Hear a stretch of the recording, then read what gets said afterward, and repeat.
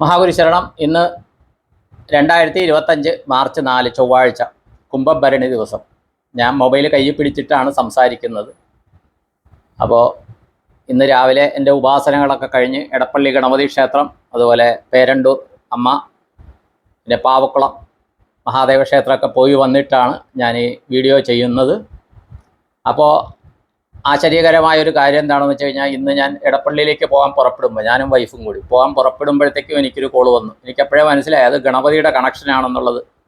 ചിലത് ഇൻറ്റ്യൂഷൻ കിട്ടും. അപ്പോൾ അതുകൊണ്ടാണ് കോള് ഞാൻ എടുത്തത്, ഇല്ലെങ്കിൽ സാധാരണ എടുക്കില്ല. അപ്പോഴത്തേക്കും അദ്ദേഹം ഈ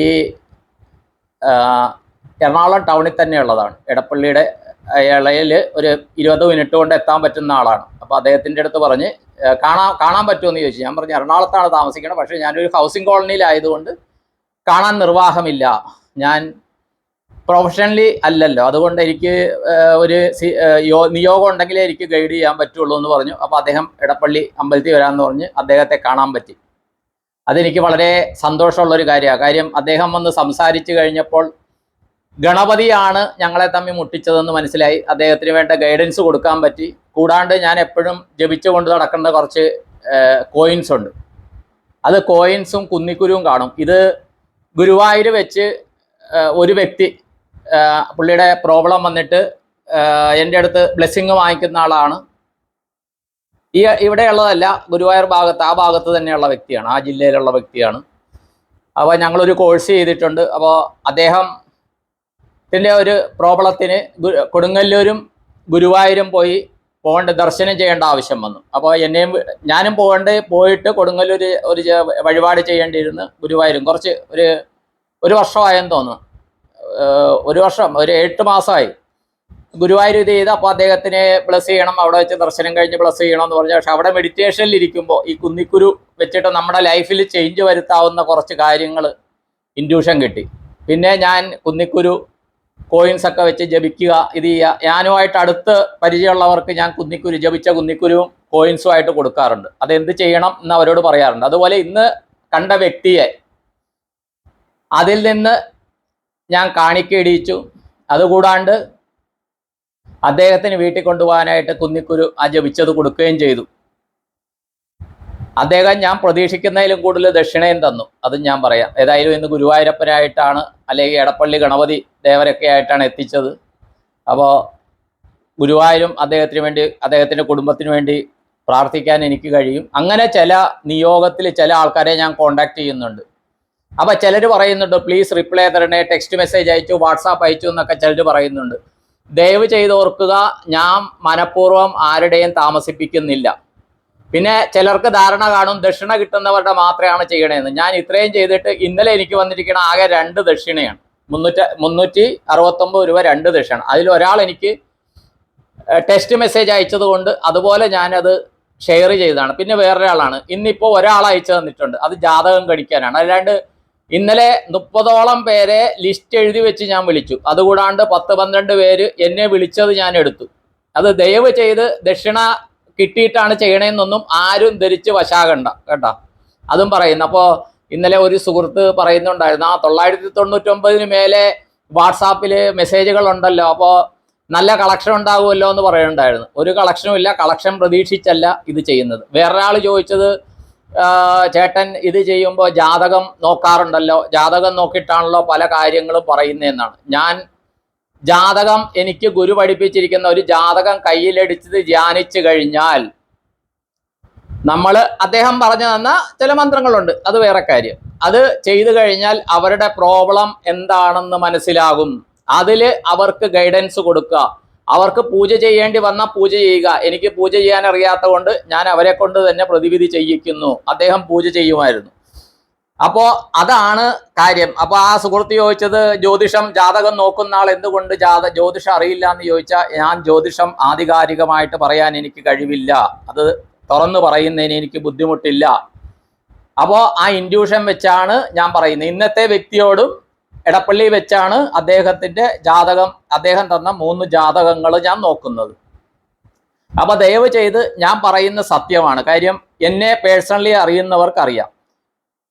പിന്നെ ദക്ഷിണ അയക്കുന്നത് ആണ് ആരും വിചാരിക്കരുത്, ദക്ഷിണ കിട്ടിയവരെയാണ് വിളിക്കുന്നത് എന്നൊന്നും ആരും വിചാരിക്കരുത് കേട്ടോ. പക്ഷേ ദക്ഷിണ കിട്ടിയവരെ എത്രയും പെട്ടെന്ന് അവർക്ക് ജാതകം ഗണിക്കണം എന്നുള്ളത് കൊണ്ട് അത് കിട്ടിയ ഉടനെ ഗണിക്കണമെന്ന് ഗുരു പറഞ്ഞുകൊണ്ട് അത് ചെയ്തു കൊടുക്കാറുണ്ട്. 24 മണിക്കൂറിനുള്ളിൽ അത് ചെയ്തു കൊടുക്കും. അത് സംശയമില്ലാത്ത കാര്യമാണ്.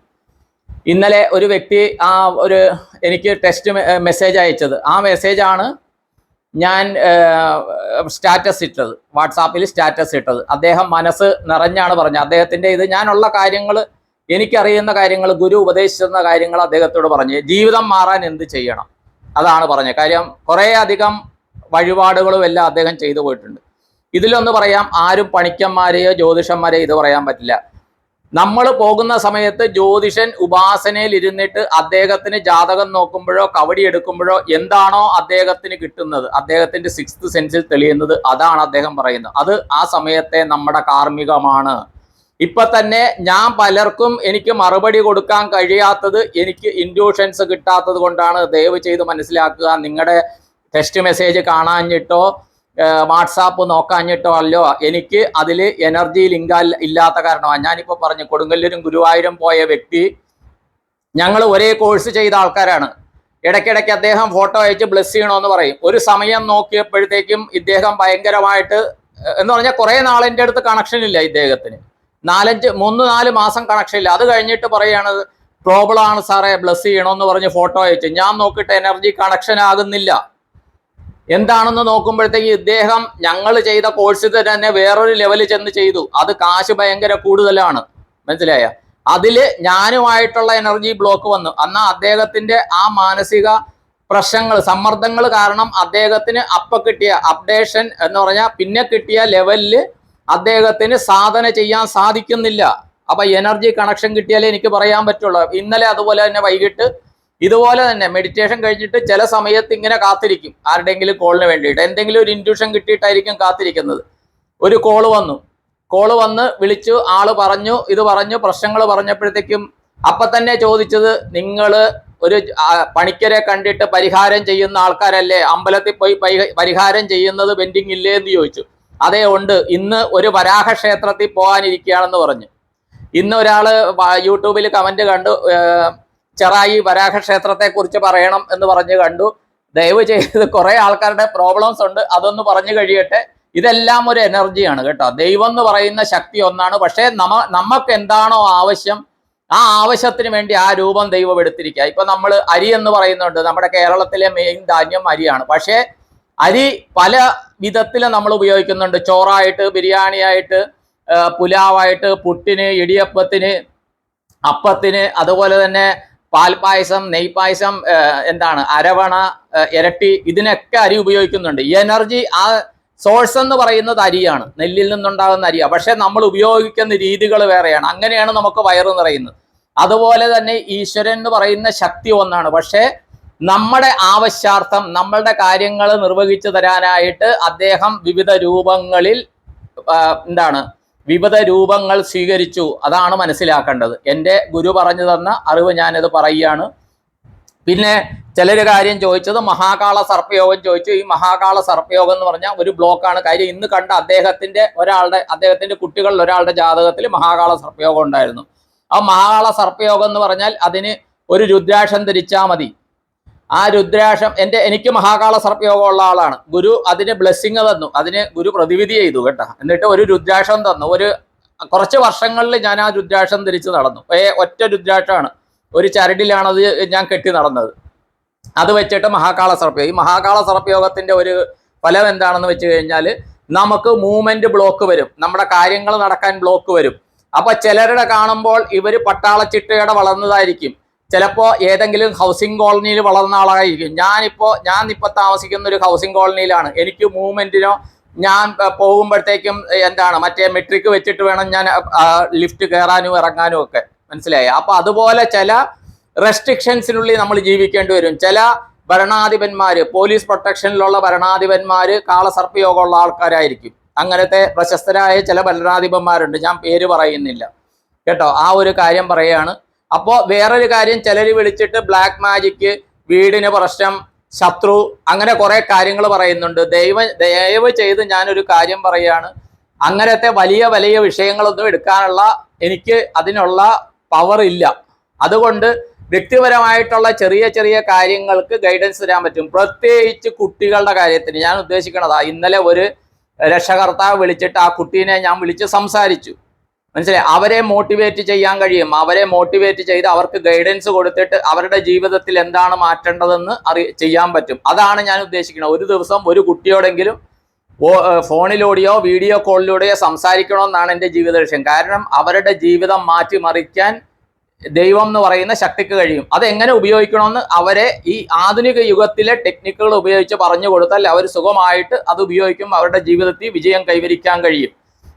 അതുകൂടാണ്ട് ചിലര് കുട്ടികളുടെ പ്രോബ്ലത്തിന് അച്ഛനോ അമ്മയോ പ്രതിവിധി ചെയ്താൽ മതിയോ എന്ന് ചോദിക്കുന്നുണ്ട്. കുട്ടികളുടെ അസുഖത്തിന് അച്ഛനും അമ്മയ്ക്കും മരുന്ന് കഴിച്ചാൽ മതിയെങ്കിൽ കുട്ടികളുടെ കാര്യത്തിന് അച്ഛനും അമ്മയ്ക്കും പ്രതിവിധി ചെയ്യാൻ സാധിക്കും. അതേ എനിക്ക് പറയാനുള്ളൂ. എങ്കിലും ഒരു 18 വയസ്സ് വരെ, ഇപ്പൊ നമ്മുടെ ഇന്ത്യൻ നിയമം അനുസരിച്ച് അവര് പ്രായപൂർത്തിയാകുന്നു എന്ന് പറയുന്ന 18 വയസ്സ് വരെയുള്ള കാലഘട്ടത്തിൽ അവർക്ക് വേണ്ടി അവരും കൂടി സഹകരിക്കണം. ഇപ്പൊ ഉപ്പില്ലാണ്ട്, ഇപ്പൊ ശനിദശയുടെ ഇതുണ്ട്, ഉപ്പില്ലാണ്ട് കഴിക്കണമെന്ന് പറഞ്ഞാൽ പ്രാക്ടിക്കൽ അല്ല. പക്ഷെ അവർക്ക് വേണ്ടി അച്ഛനോ അമ്മയ്ക്കോ, കഴിയാവുന്നത് അമ്മയ്ക്ക്, കാര്യം പൊക്കിൾക്കൊടി പൊന്ത അമ്മയ്ക്കാണ്, അമ്മയ്ക്ക് വ്രതമെടുക്കാവുന്നതാണ്. പക്ഷേ കുട്ടിയും കുറച്ച് അതിനകത്ത് പങ്കുചേരേണ്ടതാണ്. ബേക്കറി ഐറ്റംസ്, നോൺ വെജിറ്റേറിയൻ ഒക്കെ ഒഴിവാക്കേണ്ടതാണ്. അതുപോലെ ഓർക്കുക, ഉത്രാടം, തിരുവോണം, അവിട്ടം, ചതയം, പോരുരുട്ടാതി, ഉത്രട്ടാതി, രേവതി ഈ നാളുകാർ ഈ വിളിക്കുന്നതിലെ 30-40% അല്ലെങ്കിൽ ഞാനുമായിട്ട് ബന്ധപ്പെട്ടതിലെ 30-40% ഈ നാളുകാരാണ്. പിന്നെ ഇപ്പോൾ ശനി ദശ നടക്കുന്നവരാണ്. നിങ്ങൾക്കുള്ള ഏറ്റവും എളുപ്പ വഴി, ഇന്ന് കണ്ട അദ്ദേഹത്തിനും ശനിദശയാണ്, ഏറ്റവും എളുപ്പ വഴി ശനിയാഴ്ച വ്രതമെടുക്കലാണ്.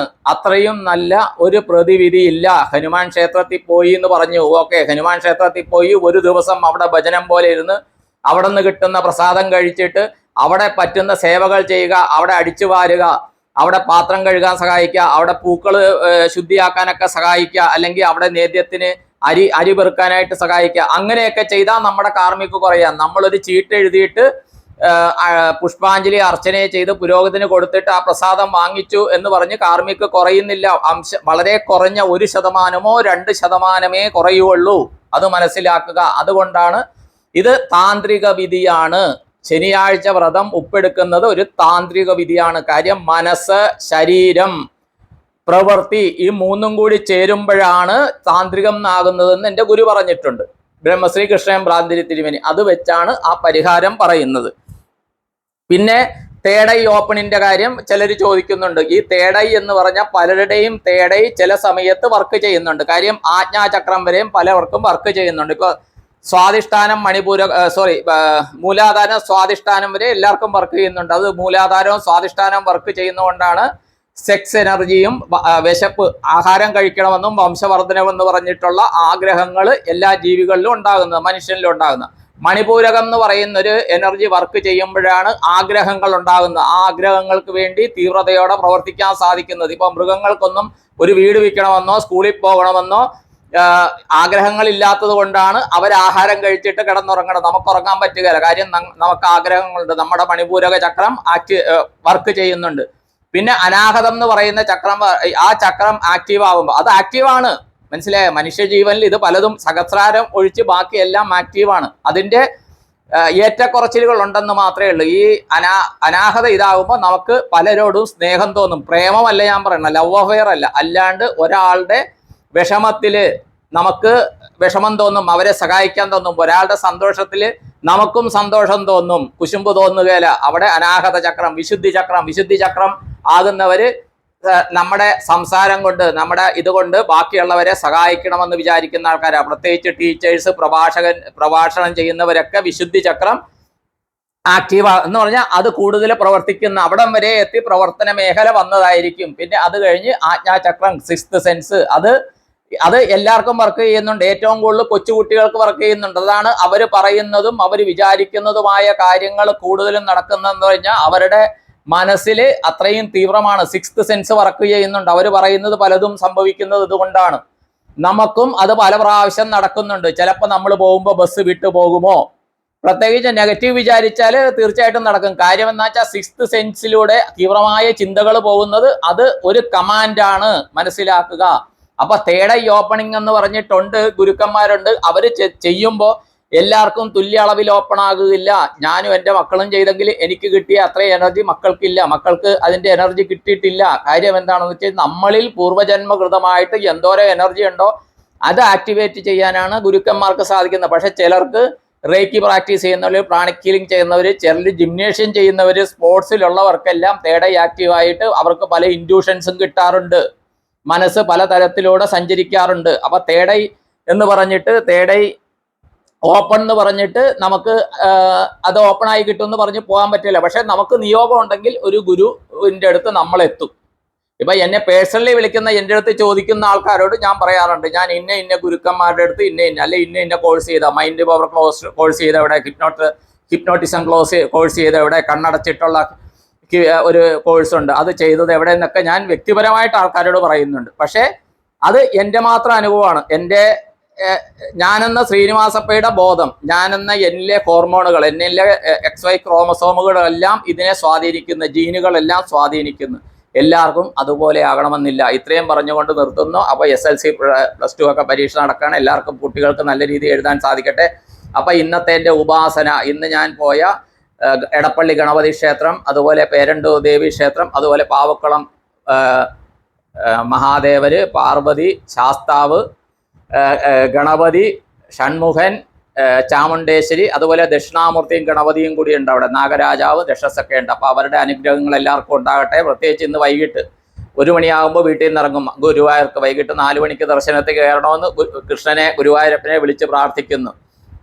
അപ്പോൾ അവിടെയെല്ലാം ചെല്ലുമ്പോഴത്തേക്കും അപ്പോൾ ചെല്ലു പറയാറുണ്ട്, ഞങ്ങൾക്ക് വേണ്ടി പ്രാർത്ഥിക്കണം, എല്ലാവർക്കും വേണ്ടിയും പ്രാർത്ഥിക്കാറുണ്ട്. നമ്മുടെ ഭാരതത്തിലെ എല്ലാ ക്ഷേത്രങ്ങളുടെയും പ്രത്യേകത എന്താണെന്ന് വെച്ച് കഴിഞ്ഞാൽ, ചെയ്യുന്ന പൂജാരി ചെയ്യുന്ന ഇതിലെ ഇത് കഴിയുമ്പോഴും ലോകാ സമസ്ത സുഖിനോ ഭവന്തു എന്ന് മന്ത്രം ചൊല്ലുന്നു. ആ ലോകാ സമസ്ത സുഖിനോ ഭവന്തു എന്ന് പറയും, അവിടെ ജാതി മതഭേദമില്ല, രാജ്യഭേദമില്ല, ലോകത്തിലെ എല്ലാവർക്കും സുഖമാകട്ടെ എന്നാണ്.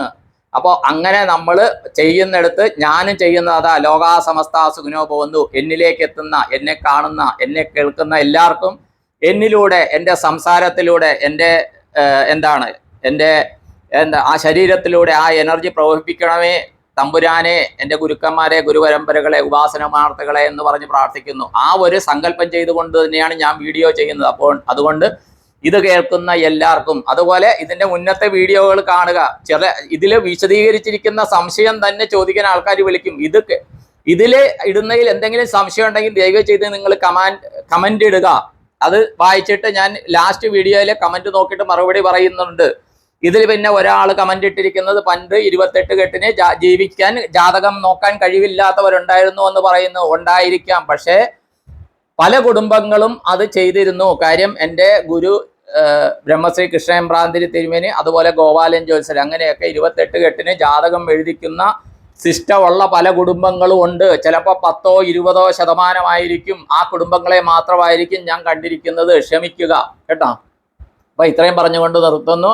എന്നെ കാണുന്ന, കേൾക്കുന്ന, ഫോളോ ചെയ്യുന്ന എല്ലാവർക്കും എല്ലാവർക്കും അവരുടെ കുടുംബങ്ങൾക്കും ആയുരാരോഗ്യ സൗഖ്യം, സൽസന്താന സൗഭാഗ്യം, ധനധാന്യ സമൃദ്ധി, സർവകാര്യ സിദ്ധി, സർവൈശ്വര്യം, സർവ്വമനോകാമനാപേക്ഷ ഉണ്ടാകട്ടെ. അവരുടെ ജീവിതം ഉത്തരോത്തര അഭിവൃദ്ധി ഉണ്ടാകട്ടെ. കുട്ടികൾക്ക് നല്ല വിദ്യാഭ്യാസവും നല്ല ജോലി, ഉദ്യോഗം എല്ലാം കിട്ടട്ടെ. ഓരോരുത്തരും ചെയ്യുന്ന ജീവിതവൃത്തി, ഉദ്യോഗമായാലും വ്യാപാരമായാലും അതിൽ ഉത്തരോത്തര അഭിവൃദ്ധി ഉണ്ടാകട്ടെ എന്ന് എൻ്റെ ഗുരുക്കന്മാർക്കും പ്രപഞ്ചശക്തിക്കും ഉപാസനാമൂർത്തികളെയും പ്രാർത്ഥിച്ചുകൊണ്ട് നിർത്തുന്നു. എല്ലാവർക്കും നന്ദി, നമസ്കാരം. All the best to all. Thank you all.